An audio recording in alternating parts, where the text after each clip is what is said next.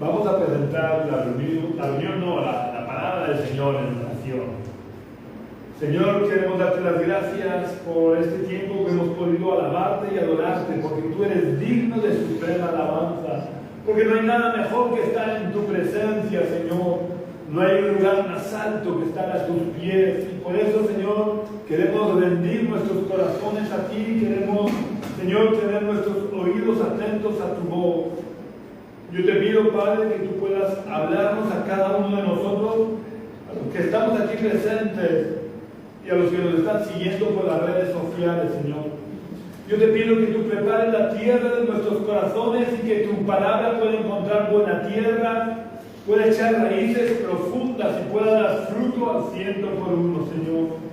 Yo te pido que tú tomes control de todo mi ser, mi cuerpo, mi alma y mi espíritu, para que a través de mí se nos salga tu palabra, que es viva y eficaz y más cortante que toda espada de los filos, Señor.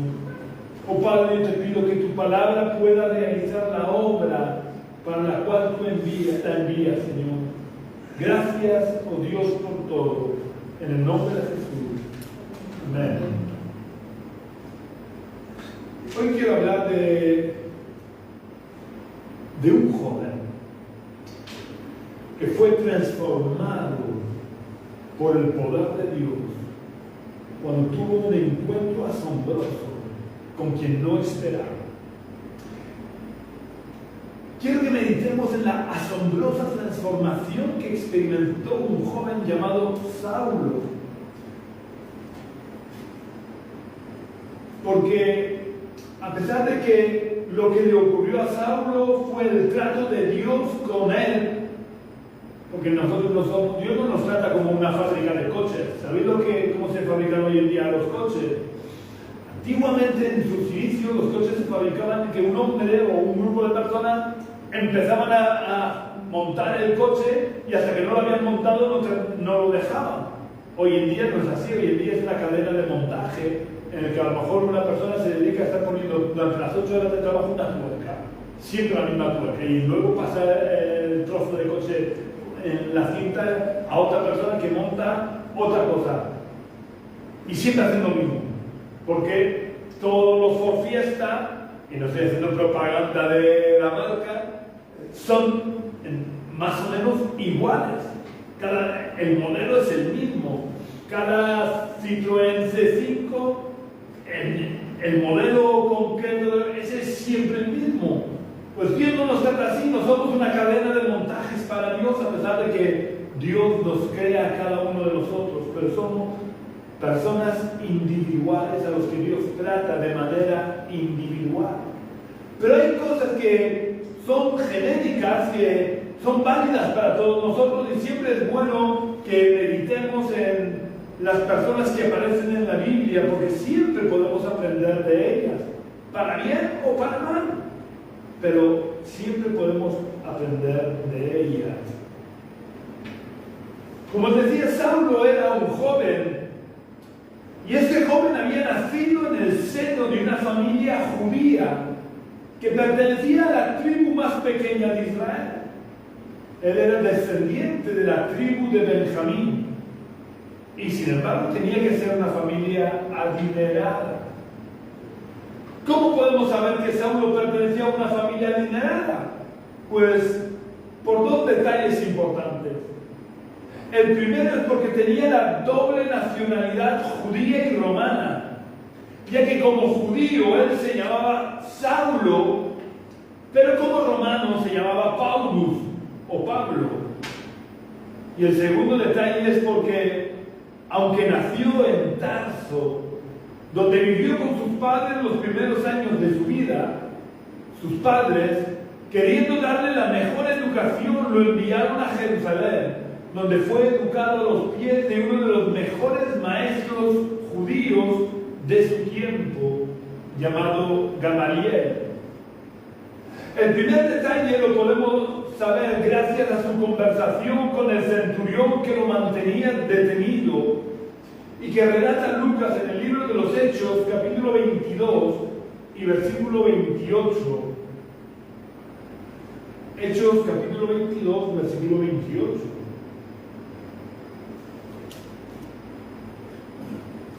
donde Lucas nos relata, se acercó el comandante y le dijo: dime, ¿eres tú ciudadano romano? Él dijo: sí. Respondió el comandante: yo con una gran suma de dinero, o con una gran suma, adquirí esta ciudadanía. Entonces Pablo dijo: pero yo lo soy de nacimiento. El centurión confiesa que para adquirir la nacionalidad romana era necesario pagar una gran suma de dinero. Y aunque Pablo dice que es romano de nacimiento, esto solo podía ser debido a que algún antepasado suyo compró la ciudadanía romana. Porque aunque él era nacido en Tarso, que pertenecía a una provincia romana, él era judío.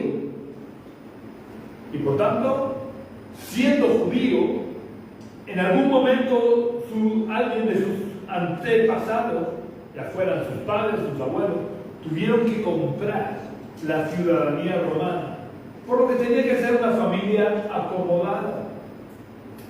El segundo detalle lo podemos encontrar en unos versículos antes del que hemos leído, en el versículo 3 del mismo capítulo, Hechos 22:3,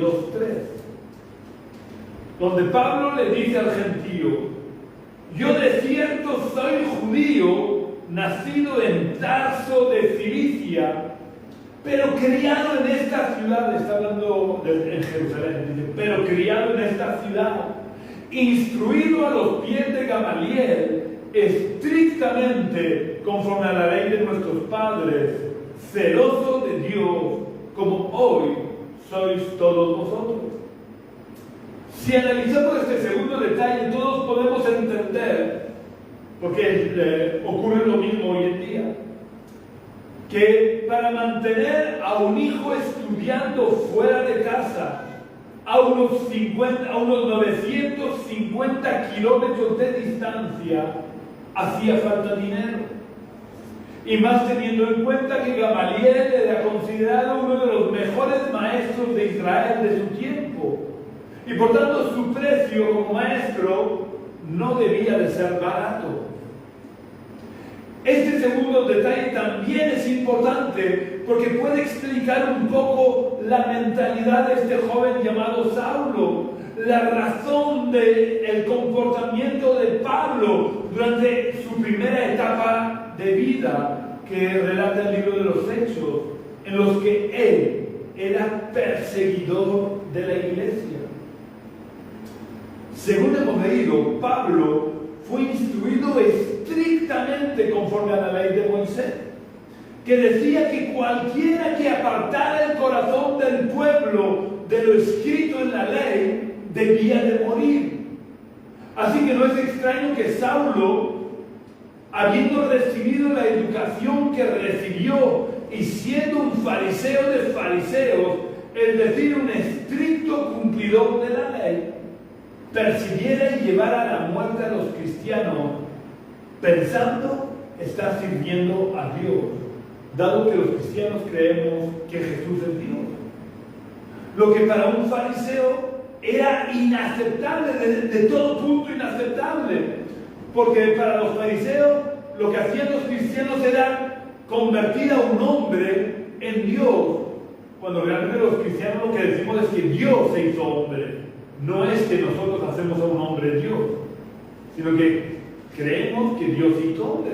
Pero para los fariseos, lo que los cristianos creían es que habían convertido a Jesús, un hombre, en Dios. Con este bagaje y trasfondo cultural, vemos que Saulo se encuentra en el juicio de Esteban cuando es condenado a muerte. Y no solo consciente en su muerte, en la muerte de Esteban, sino que además da su aprobación guardando las túnicas de aquellos que estaban apedreando a Esteban. Después de la muerte de Esteban, Saulo se erige en defensor del judaísmo a ultranza y promotor de una de las mayores persecuciones de los cristianos en la ciudad de Jerusalén, tratando de acabar con todos los seguidores de Jesús, ya que, según pensaba él, estaban tratando de desviar la adoración debida a Dios hacia la adoración a Jesús, un impostor para él, por lo que todos sus seguidores eran dignos de muerte, según la estricta educación farisaica que había recibido. Una vez terminada la persecución en Jerusalén, era tanto el celo que Saulo sentía por Dios que pide cartas de recomendación para seguir con la persecución de los cristianos en la ciudad de Damasco. Y lleno de celo por Dios y odio por los cristianos, emprende el camino hacia Damasco, donde iba a tener su encuentro con el Cristo resucitado. ¿Quién le iba a decir a este joven lleno de odio hacia los seguidores de Jesús que por ese camino iba a tener un encuentro con Jesús, que llevaba tiempo muerto, más de 2 meses probablemente, y que él consideraba muerto y bien muerto, y consideraba que era un impostor? El caso es que cuando ya estaba cerca de la ciudad de Damasco, le sucedió algo asombroso que vamos a leer en el libro de los Hechos, capítulo 9. Vamos a leer solo los versículos 3 al 7. En Hechos 9, 3 al 7, Lucas nos relata: pero yendo por el camino, y quiero que tengáis en cuenta que Lucas fue compañero de Pablo durante muchos años. Lucas perteneció al equipo apostólico de Pablo, por lo que todo lo que él cuenta aquí se lo contó Pablo directamente. Es decir, no fue una cadena de he oído, me han dicho, o fulanito le han dicho y él me ha dicho. No, lo escuchó de primera mano, de su íntimo amigo Pablo. Pues él relata: pero yendo por el camino, aconteció que al llegar cerca de Damasco, repentinamente lo rodeó un resplandor de luz del cielo, y cayendo en tierra, oyó una voz que le decía: Saulo, Saulo, ¿por qué le persigue? Él dijo: ¿quién eres, Señor? Y le dijo: yo soy Jesús, a quien tú persigues. Dura cosa de dar coces contra el aguijón. Él, temblando y temeroso, dijo: Señor, ¿qué quieres que yo haga? El Señor le dijo: levántate y entra en la ciudad, y allí se te dirá lo que debes hacer. Los hombres que iban con Saulo se pararon atónitos, porque a la verdad oían la voz, pero no veían a nadie. Saulo, avanzando por el camino que lo llevaba a Damasco, de pronto se vio rodeado por una luz fuera de lo normal procedente del cielo, y él tiene una visión del Cristo resucitado, y oye una voz que él identifica con Dios, y le identifica con Dios porque le dice: ¿quién eres, Señor? Y él dice: ese Señor no es como hoy en día decimos el señor García. No. España o el castellano es el único idioma que no hace la distinción. Cuando él está empleando la palabra Señor, era la que se le dedicaba a Dios. Porque él está reconociendo que la voz es la de Dios. Pero por su estricta educación en el judaísmo, no lo tiene claro. Porque lo que él está viendo aparentemente es un hombre. Y por esa educación que había recibido, le costaba aceptar que fuera Dios. Ya digo que él identifica la voz con Dios porque le da el trato de Señor.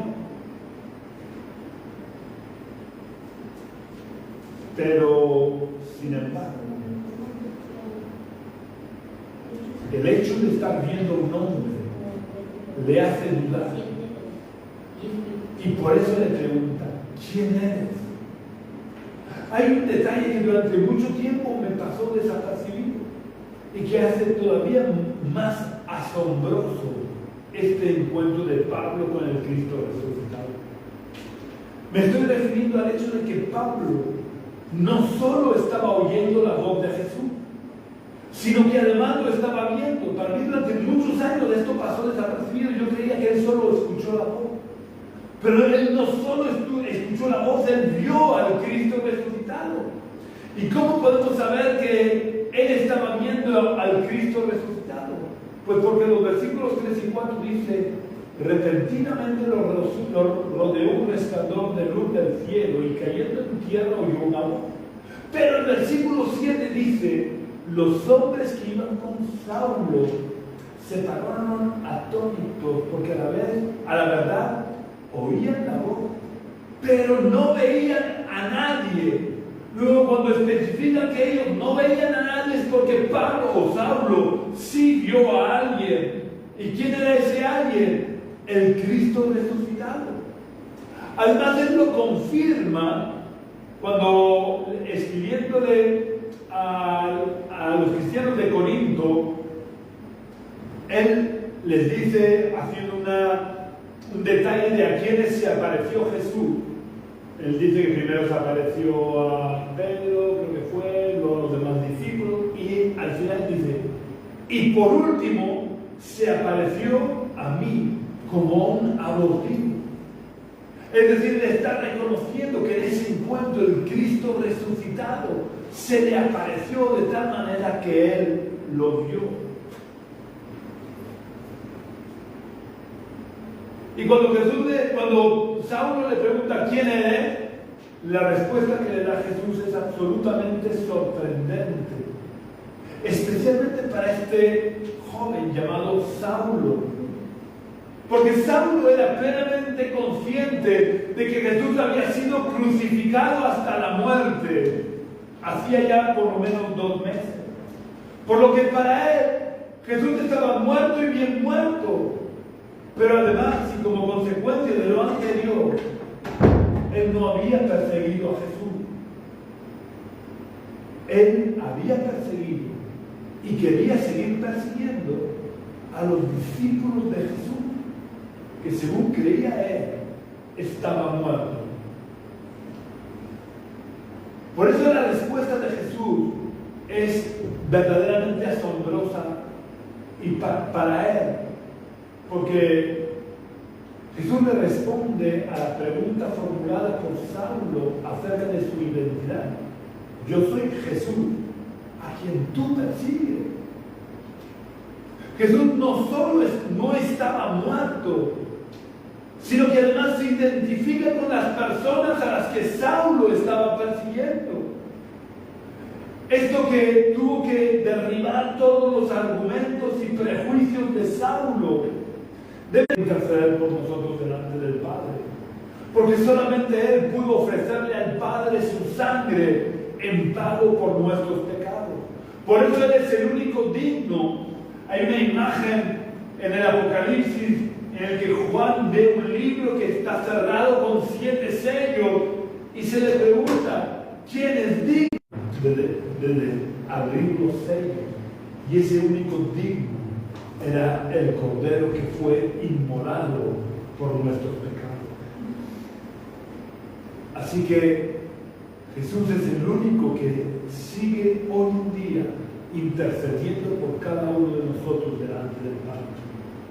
Pero no solo está en el cielo intercediendo por cada uno de nosotros, sino que además nos ama tanto que se identifica plenamente mismo, nunca más. Porque cualquiera que tiene un encuentro con el Cristo resucitado experimenta una transformación en su interior que ya no le permite ser igual. Porque a partir del encuentro con el Cristo resucitado pasamos a ser embajadores del reino de los cielos y testigos de la resurrección de Jesús, como le ocurrió a Saulo. Es verdad que Saulo llegó a convertirse en el gran apóstol Pablo, que llevó el Evangelio a gran parte del Imperio Romano y que con sus cartas sentó las bases doctrinales de la Iglesia. Y evidentemente nosotros no vamos a experimentar el mismo llamado que este joven llamado Saulo, pero todos somos llamados a convertirnos en embajadores del reino de los cielos y testigos de la resurrección de Jesús. Es verdad que no todos tenemos la misma preparación, ni la misma educación, ni la misma cultura, pero es que el reino de los cielos necesita embajadores en todas las esferas de la sociedad y entre todos los pueblos de la tierra. Por eso cada uno de nosotros tenemos que ser embajadores del reino de los cielos y testigos de la resurrección de Jesús en el lugar donde Dios nos ha puesto y en la esfera de la sociedad en la que nos movemos y vivimos cada día. A pesar de que Pedro o Juan o cualquiera de los otros 10 habían convivido con Jesús, el encargo de ser testigos de la resurrección de Jesús delante de los gentiles, delante de los reyes y de los hijos de Israel, Dios se lo da a este joven llamado Saulo. Porque él era el que tenía la mejor preparación, era el que tenía la preparación más adecuada para poder llevar el Evangelio y ser testigos de la resurrección de Jesús delante de los gentiles, de reyes y de los hijos de Israel. Delante de los gentiles, porque él hablaba perfectamente griego y se había criado entre los gentiles en una provincia romana. Por eso podía ser el mejor testigo de la resurrección de Jesús entre los gentiles. Pero podía ser también testigo de la resurrección de Jesús delante de los reyes por su amplia y vasta cultura y por haberse codeado con la alta sociedad de Jerusalén. Y podía ser testigo de la resurrección de Jesús delante de los hijos de Israel por su educación en la estricta ley de Moisés. Pero cada uno de nosotros tenemos la preparación más adecuada, aunque no nos lo parezca a nosotros, para ser embajadores del reino de los cielos y testigos de la resurrección de Jesús en el lugar donde Dios nos ha puesto. Por eso, como vimos en estas semanas atrás, debemos de empezar siendo testigos de la resurrección de Jesús en nuestra Jerusalén, es decir, en nuestro entorno más cercano. Y si Dios quiere y nos llama a eso, podemos seguir siendo testigos en nuestra Judea y en nuestra Samaria. Pero lo más importante, lo más urgente y necesario es que cada uno de nosotros seamos testigos de la resurrección de Jesús en nuestro entorno más cercano. Si seguimos adelante en la conversación entre Jesús y Saulo, nos daremos cuenta de que Saulo, a pesar de su apariencia fuerte y seguro de sí mismo, ante este encuentro con el Cristo resucitado, se desmorona y se viene abajo, al punto de estar temblando y lleno de temor, porque sabía lo que él había hecho. No solo por el encuentro que estaba teniendo, sino también porque su vida estaba dando la vuelta, como se le da la vuelta a un calcetín. ¿Qué sería de él a partir de ahora? ¿Qué le diría a los que confiaban en él para que acabara con los discípulos de Jesús? Y lo que era más importante, ¿qué le diría a su familia? Saulo esperaba respuestas por parte de Jesús, porque su vida nunca más sería igual, y por tanto necesitaba dirección, necesitaba saber qué es lo que debía de hacer. Sin embargo, la respuesta de Jesús fue enigmática, como en muchas ocasiones Dios da respuesta. Podemos ver eso con frecuencia en el Antiguo Testamento.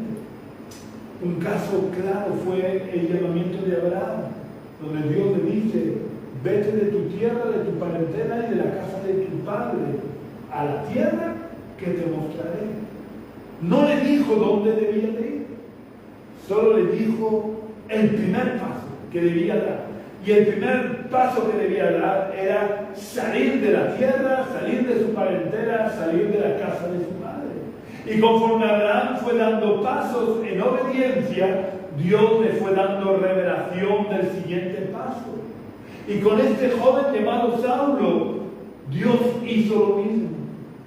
Jesús le dice que entre en la ciudad, que allí se le diría lo que debía de hacer.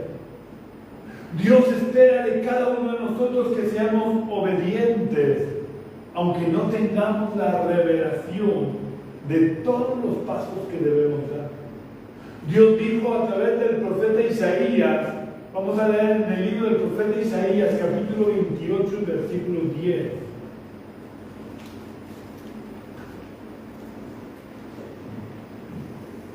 Libro de Isaías, capítulo 28, versículo 10. Dios dice a través de Isaías: porque mandamiento tras mandamiento, mandato sobre mandato, renglón tras renglón, línea tras línea, un poquito aquí y un poquito allá. Debemos de ir paso a paso, sin prisas, pero avanzando en la obediencia a Dios. Y conforme vamos avanzando, Dios nos va revelando cuál debe de ser el siguiente paso. Pero no pretendamos que Dios desde el principio nos dé la revelación total de sus planes. Porque Dios no suele obrar de esa manera. Dios nos suele dar la revelación del siguiente paso para que avancemos confiando y dependiendo totalmente de Él para cada paso. Pablo, todavía conocido como Saulo, y no solo conocido por su entorno, sino conocido y muy temido por los discípulos de Jesús, después de este asombroso encuentro con el Cristo resucitado, se queda ciego. Y con la ayuda de los que le acompañan, obedece de inmediato y entra en la ciudad y espera la revelación de cuál sería el siguiente paso que debía de dar. Pero la espera de Saulo no fue una espera pasiva a ver qué sería lo que iba a pasar. Pablo no se quedó de brazos cruzados esperando. Vamos a ver lo que estuvo haciendo Pablo todo el tiempo que duró la espera. Vamos a leer en Hechos capítulo 9, los versículos 9 y 11. El versículo 9 dice: donde estuvo 3 días sin ver y no comió ni bebió. Mientras Pablo estaba en Damasco ayunando, Jesús se le aparece a un discípulo de Damasco llamado Ananías. Y al principio de la conversación entre Jesús y Ananías, Jesús le dice a Ananías en el versículo 11, el Señor le dijo: levántate, está hablándole a Ananías, un discípulo de Damasco. Le dice: levántate y ve a la calle que se llama Derecha y busca en casa de Judas, evidentemente no el que había traicionado a Jesús, que estaba muerto, y busca en casa de Judas a uno llamado Saulo de Tarso, porque él ora. Vemos como la espera de Saulo no fue para nada pasiva. Al igual que los 120 mientras estuvieron esperando la promesa del Padre, no estuvieron pasivos, sino que se mantuvieron en unidad y oración. Saulo, a la espera de conocer el siguiente paso, estuvo en ayuno y oración, cosa que a veces los cristianos de hoy en día se nos olvida. Mientras nuestra vida no puede o no debe ser una vida pasiva de ir dejando pasar los días y ya está. Cuando esperamos algo de Dios, o aunque no esperemos nada especial de Dios, no podemos llevar una vida pasiva, porque cuando estamos pasivos, el enemigo va tomando ventaja, porque él en su maldad nunca está pasivo. Así que nosotros, si estamos pasivos, Satanás, en su principado de tinieblas, nos irá ganando terreno.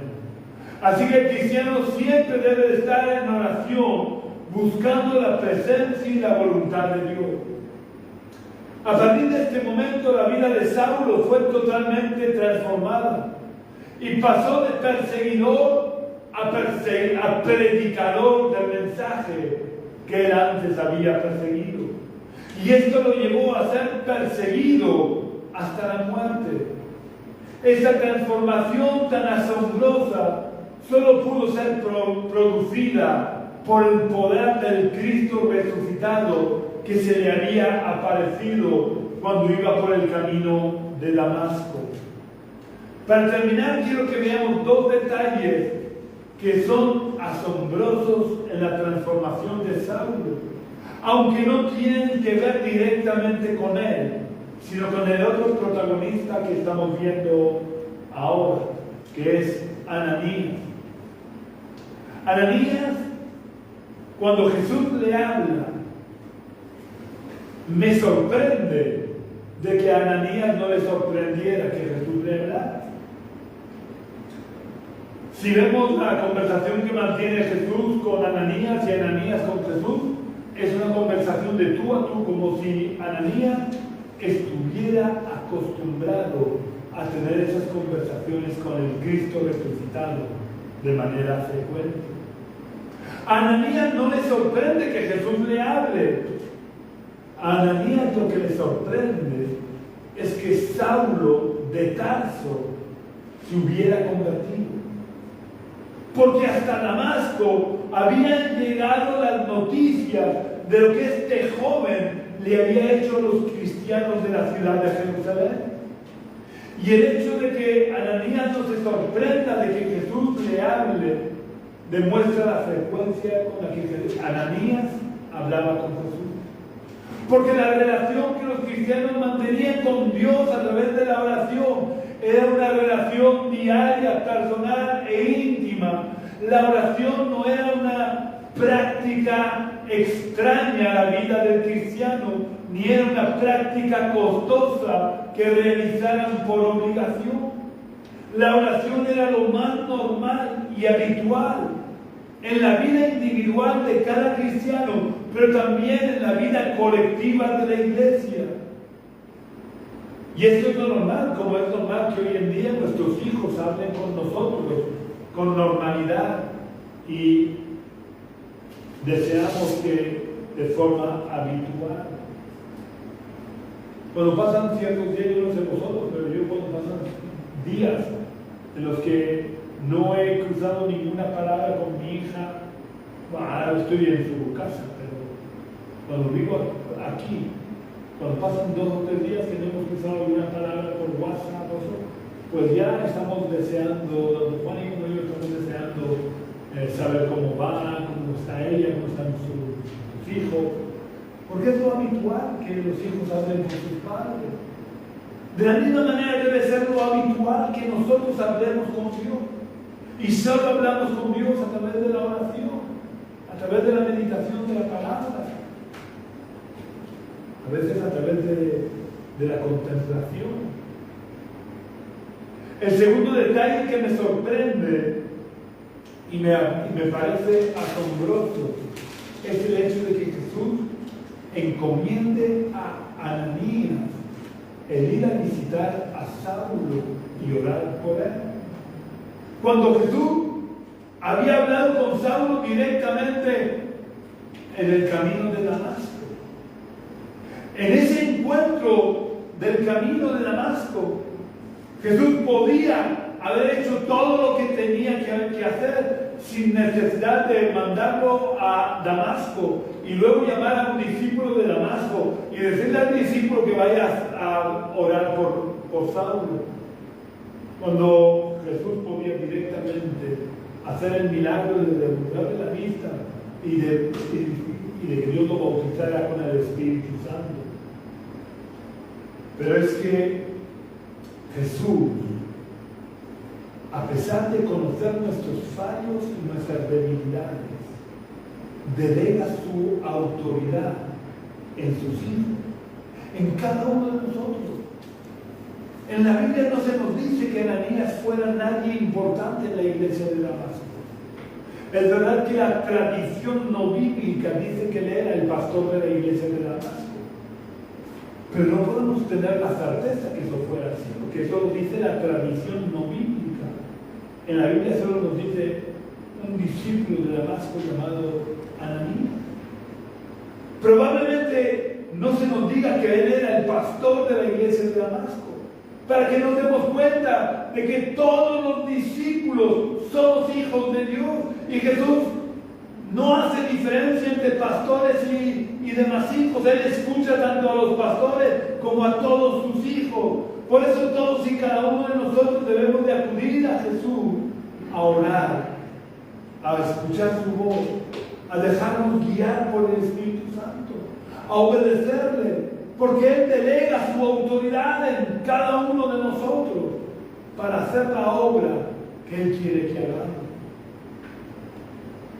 Jesús, a pesar de ser quien edifica su iglesia, como le dijo a Pedro, se usa de cada uno de nosotros para edificar su iglesia. Y todos somos útiles para Jesús. No importa la cultura o la preparación que tengamos, todos en nuestra Jerusalén, es decir, en nuestro círculo de influencia, en nuestro entorno más cercano, todos podemos y debemos ser útiles para Jesús, para que a través de cada uno de nosotros Jesús pueda seguir edificando su iglesia. Recordando que Pablo le dijo a los cristianos de la ciudad de Corinto: y lo vil del mundo y lo menospreciado escogió Dios, y lo que no es, para deshacer lo que es. Si quieres ser transformado por el poder del Cristo resucitado y ser útil para el reino de los cielos, si quieres que Jesús te pueda usar para edificar su iglesia, necesitas tener una relación personal e íntima con el Cristo resucitado, no con una imagen ni con ninguna representación de Cristo. Algunas veces he puesto el ejemplo: si yo fuera electricista y tienes mi número de teléfono y tienes una foto mía, porque somos familia, amigos, vecinos, lo que sea, y tienes una foto mía y tienes mi número de teléfono y tienes un problema de electricidad, irás a la foto mía y le dirás: mira Miguel, necesito que vengas a mi casa a arreglarme el problema de electricidad que tengo. O irás al teléfono, marcarás el número y me llamarás a mí directamente. Pues Dios tiene un teléfono que es el 333, porque en Jeremías, no me acuerdo muy bien si es 333 o 33.3, dice: clama a mí y yo te responderé.